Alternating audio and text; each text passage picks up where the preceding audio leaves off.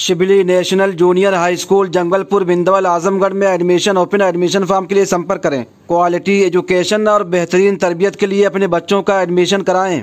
हिरा public school अराजी बाग शहर आजमगढ़ में admission open. Admission form के लिए राब्ता करें। Quality public inter college Khalispur Azamgarh में एडमिशन ओपन। एडमिशन फॉर्म के लिए संपर्क करें।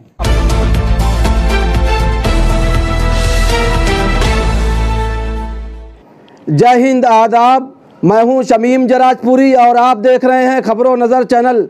सबसे तेज़ और ताज़ा समाचार देखने के लिए बने रहिए हमारे साथ। अब खबर विस्तार से।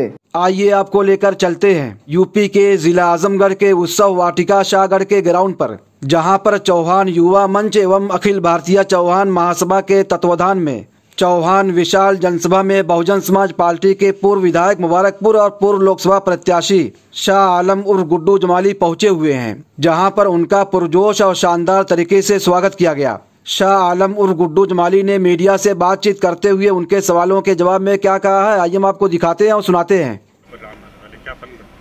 एक्चुअली मैं ये समझ रहा हूँ कि ये एक तरह की गोष्ठी है, एक तरीके की एक ऐसी मीटिंग है जहाँ हमारे चौहान समाज के भाई या ओबीसी समाज के भाई, बैकवर्ड समाज के भाई इकट्ठा होकर के ये चिंतन मनन कर रहे हैं कि अपने हितों की कैसे हम लोग एकजुट होकर के रक्षा कर सकते हैं। और चूँकि हम जिस पार्टी से बिलोंग करते हैं, बहुजन समाज पार्टी, हमारे दल ने हमेशा इसी के लिए संघर्ष किया है। इसी की बुनियाद पे ये पार्टी इसी विचारधारा पे चलती है। इसलिए हमें इन लोगों ने इनवाइट किया था, यहाँ पे हम लोग भी आए हैं और हम लोग भी इनके इस थॉट को, इस सोच को समर्थन देते हैं अपना, कि सबको एकजुट हो करके। हम तो कहते हैं कि चौहान ही नहीं बल्कि एक लाइन आगे बढ़ के कहते हैं कि सारे अपने ओबीसी समाज के भाइयों को एकजुट होना चाहिए, एससी समाज के भाइयों को और समाज के उस तबके को भी एकजुट होना चाहिए जो धार्मिक आधार पे या शिक्षा के आधार पे या आर्थिक आधार पे पिछड़ा है, कमज़ोर है और जातियों का शिकार है। उन सबको एकजुट होकर के इसका चिंतन मनन करना चाहिए कि हम लोग इकट्ठा होकर के कैसे इस परेशानी से निजात पा सकते हैं। सत्ता दल की तरफ से और विपक्षी पार्टियों की तरफ से एक बात कही जा रही है कि मायावती जी का अस्तित्व समाप्त हो चुका है, बहुजन समाज पार्टी संघर्ष कर रही है, इसे किस तरह से देखते हैं? अब ऐसा है कि ये तो इसलिए कहा जाता है कि ये भी आप इस कंटेस्ट में समझिए, आदमी को जिससे ज़्यादा खतरा होता है उसको वो इस तरह से पोर्ट्रेट करता है कि भाई ये तो नहीं है। अब जैसे मैं, आई एम सॉरी, अभी ये मैं इसके लिए नहीं आया हूँ।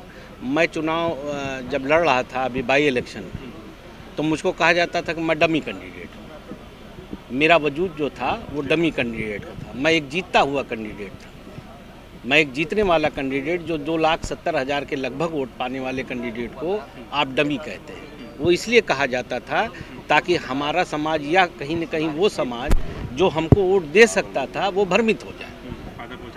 अरे भैया, हम न किसी को फ़ायदा पहुंचाते हैं, न किसी को नुकसान पहुंचाते हैं, हम अपनी लड़ाई लड़ते हैं। हमारी नेता हम लोगों का अपना एक जो फैसले होते हैं वक्त बेवक्त अपनी पार्टी के हित को देख करके, हमारी पार्टी में क्या इंटरेस्ट में है उस वक्त ये कहीं किताब में मैनुअल में लिखा हुआ है कि हम नहीं लड़ेंगे ये चुनाव या बाई इलेक्शन नहीं लड़ेंगे। ठीक है, एक कस्टम बना कि भाई नहीं लड़ना है, लेकिन अगर हमें आज ये लगता है, हम नगर पालिका भी नहीं लड़ते थे संबल पे, आज हम लड़ रहे हैं, तो हमें एक में भैया हैं, अगर हमें ये लगता है तो बहुत सी पार्टियां टाइम टू टाइम अपनी चीज़ों को रिव्यू करती हैं। आप एक बात समझिए, कोई भी राजनीतिक दल हो हर समय अपनी रणनीति को चेंज करता है, रिव्यू करता है कि मैंने जो आज ये रणनीति बनाई थी कल उसमें मुझे क्या इम्प्रूवमेंट करना है। तो उसी क्रम में हम लोग भी करते रहते हैं। क्या स्ट्रेटजी? अब हम ये कहेंगे इसके जवाब में कि हमने सपा क्या 65-70% वोट अपने पास कर लिया है, क्योंकि सपा का अपना कोई वजूद नहीं। पहले मैंने सपा से इसलिए शुरू किया कि उनका अपना कोई बेस वोट नहीं, उनके पास सिर्फ और सिर्फ उनकी आबादी ही 8% है, जिसको मूल वोट कहते हैं। उसमें 3-4% वैसे ही भाजपा को वोट करते हैं, 5% वोट लेके चलते हैं, और माइनॉरिटी ज़रूर उनको वोट करती थी। वो हम लोगों ने लड़ के दिखाया और पूरे प्रदेश में जो एक माहौल बन रहा है वो कहीं न कहीं माइनॉरिटी को भी ये लगता है कि अगर हमारे हितों की कोई रक्षा कर सकता है तो वो इस देश में सिर्फ एक ही नेता है, वो है माननीय बहन जी।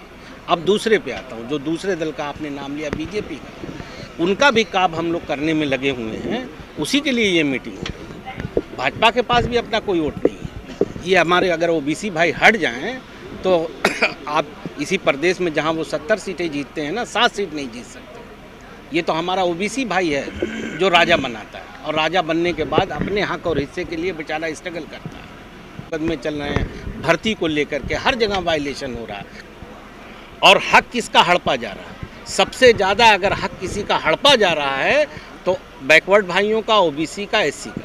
माइनॉरिटी भी हो सकती है, मगर वो तो जिसको कहते हैं ना, वो वाकई में माइनॉरिटी में बहुत कम है, मेजर सफरर ये। तो हम तो इसी अभियान में लगे हैं कि इनको घूम घूम करके, हम जो यहाँ हम रोज़ा रखे हुए, भूखे हैं, प्यासे हैं। मैं लखनऊ में था, मुझे जब यहाँ पे बताया गया तो मैंने कहा चलो यार, अगर एक विचार गोष्ठी, और वो भी समाज के उस तबके की विचार गोष्ठी है जो पिछड़ा हुआ है, कमज़ोर है, हम लोगों को, और उसी का हक मारा जा रहा है, हम लोगों को इकट्ठा होना चाहिए। आप जानते हैं, I am not a pure politician, I am a social worker first. मैं एक सामाजिक कार्यकर्ता हूँ, उसी नाते आया। अच्छा, दिन पहले ने कहा कि अगर मायावती जी को प्रधानमंत्री बनाना है तो सारे पिछड़े, दलित, महादलित सारे लोग इकट्ठा हो जाए। इस संभावना पर क्या सोचते हैं? इसमें कौन सी अचंभे वाली बात है? कौन सी अचंभे बात? 4 बार जिन्होंने इस प्रदेश में शासन किया, जिसके शासन और प्रशासन की पूरी दुनिया और ज़माने ने तारीफ़ किया, आज भी जिनके बहुत से बनाए हुई चीज़ों की मिसाल, भर्ती बोर्ड बनाया बहन जी ने, कोई भी क्रेडिट ले, उसको पूरी दुनिया में नकल किया जाता, उसकी तारीफ़ किया गया, और आज भी उसी की नकल होती है। किसने बनाया था? बहन जी ने बनाया था। तो हाँ, पर क्या सोचते हैं? इसमें कौन सी अचंभे वाली बात है? और कौन सी अचंभे बात? 4 बार जिन्होंने इस प्रदेश में शासन किया, जिसके शासन और प्रशासन की पूरी दुनिया और ज़माने ने तारीफ़ किया, आज भी जिनके बहुत से बनाए हुई चीज़ों की मिसाल, भर्ती बोर्ड बनाया बहन जी ने, कोई भी क्रेडिट ले, उसको पूरी दुनिया में नकल किया जाता, उसकी तारीफ़ किया गया, और आज भी उसी की नकल होती है। किसने बनाया था? बहन जी ने बनाया था। तो अरे भैया, ऐसा है, डूबते को तिनके का सहारा। एक आदमी डूब रहा है, उसको लग रहा कहीं मैं इनका नाम लेके मजबूत हो जाऊँ, उनका नाम लेके मजबूत हो जाऊँ, इनको पकड़ लूँ। देखिए, मान्यवर काशीराम जी की विचारधारा और मान्यवर काशीराम जी का अगर कोई एकमात्र उत्तराधिकारी है, वो है माननीय बहन जी और बहुजन समाज पार्टी है। किसी का नाम लेने, मेरे पिता का नाम कोई अपने साथ लगाने लगे तो क्या उनका पुत्र हो जाएगा? आप एक पढ़े लिखे समझदार व्यक्ति हैं। He is trying to communicate a message to the SC community and other followers of BSP कि भैया देखो, हम भी इनके मानने वाले हैं, जबकि ऐसा है नहीं, ऐसा है नहीं। अगर ऐसा होता तो गेस्ट हाउस कांड ही ना होता। तो हम लोग उस पर नहीं बात करना चाहते हैं ना। आज तो ये सही मानों में मैं कहता हूँ, ये कोई प्योर राजनीतिक वो नहीं है। ये तो एक पिछड़े हमारे भाइयों का विचार गोष्ठी वो है, उसमें मैं आया हूँ।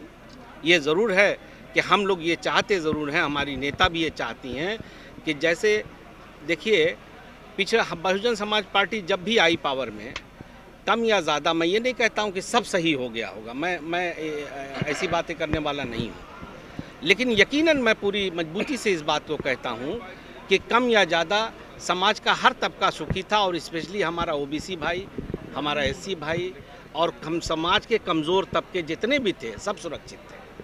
आज उसको याद करते हैं। इस बार अकेले हम अकेले ही काफ़ी हैं यार, काहे आप हमको, इसीलिए हम कहते हैं ना कि आप लोग भी उनकी मदद करते हो, ये कह करके यू आर हेल्पिंग देम, कि हम कमज़ोर हैं, कमज़ोर हैं। अरे कमज़ोर जो होगा वो कमज़ोर लोग दौड़ते हैं, हम लोग तो खुद ही काफ़ी हैं। अभी देखो 20 दिन में हिलाया था और 2,70,000 30% पहुँच गए थे।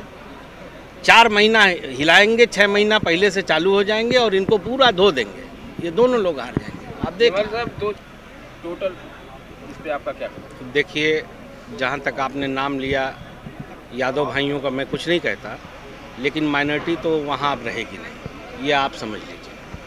पूरे प्रदेश में यहाँ से पूरे पच्छां तक ये हवा चल रही है, और उनको ये मालूम है कि अगर कोई सही मानों में हमारी हिफाजत कर सकता है, हमको इंसाफ दे सकता है, तो वो बहन जी है। एक बात। नंबर 2, ओबीसी भाइयों को भी कहीं न कहीं ये जो मंथन चल रहा है, इसमें इसी बात पे न चर्चा हो रही कि हमारे साथ हक तलफी हो रही है, हमारे साथ इंसाफ नहीं हो रहा है, यही ना बात हो रही है। इस मंच से और क्या बात हो रही है?